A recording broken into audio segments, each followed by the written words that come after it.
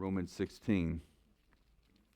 In Galatians 1, Paul addresses the congregations, and of course Galatia is an area, it's a region, which is now modern-day Turkey.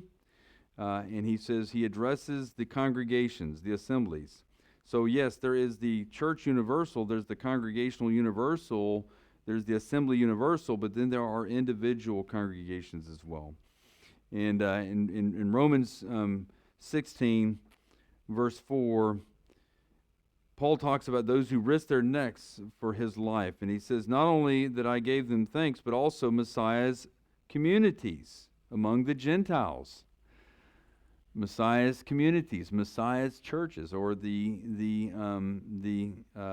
churches among the Gentiles, among the nations. So while yes, the early community of faith met in the temple, they later started meeting, yes, in synagogues and then also in house congregations as well. Verse 5 says, greet also the community that meets in their house. Greet the church that meets in their house. So we had house churches, house congregations. This is really kind of how I think the congregation started to develop aside from the synagogue, albeit it still had many elements in common with the synagogue. So there's the broad community of faith that we are connected to one another through our the work of Messiah Yeshua, and then there is an individual community as well. Hebrews chapter 13, verse 17, and this is really just a side note as we get into the issue of leadership, but the writer of Hebrews, some think that it's Paul, says, be sure and pray for your leaders, in which they care over and see over and give care for your souls.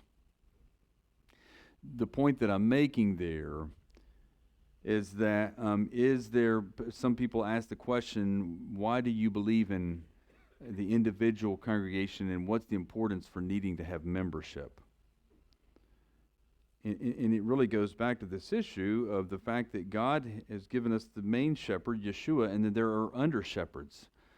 I've been given the task of being an under shepherd underneath the lordship of Yeshua in this congregational setting, and I have a responsibility to nurture and to care for you spiritually. Now, I'm not the only source of that.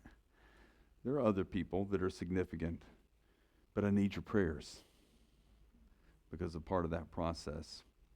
1 Peter chapter 5, I'll read this and then we'll close out because I've gone way over. I always go way over, so who cares? You're used to it by now, right?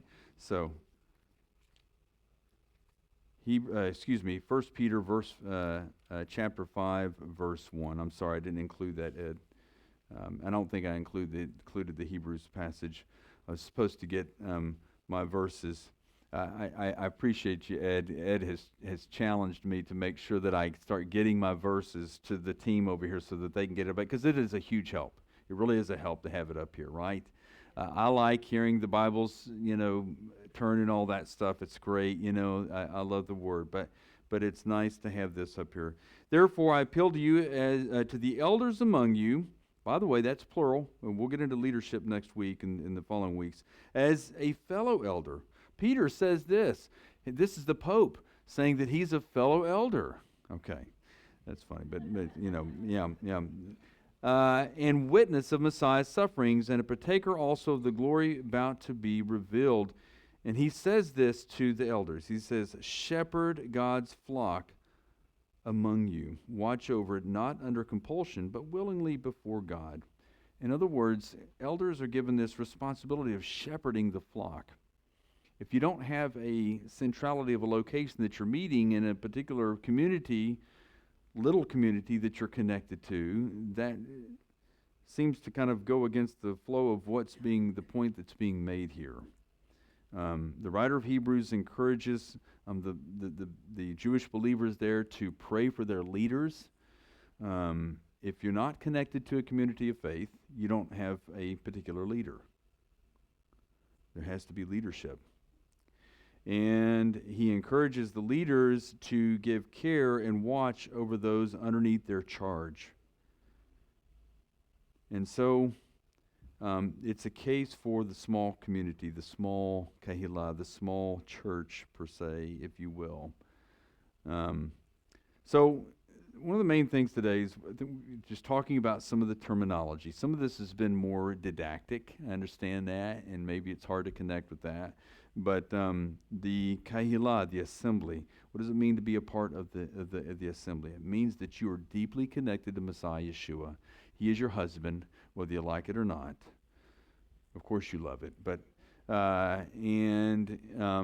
we are connected to one another. You're connected to a community of faith, whether you not like it or not. You have a family. And you have a recognition that there has been this change point in your life in which you recognize your need for Yeshua.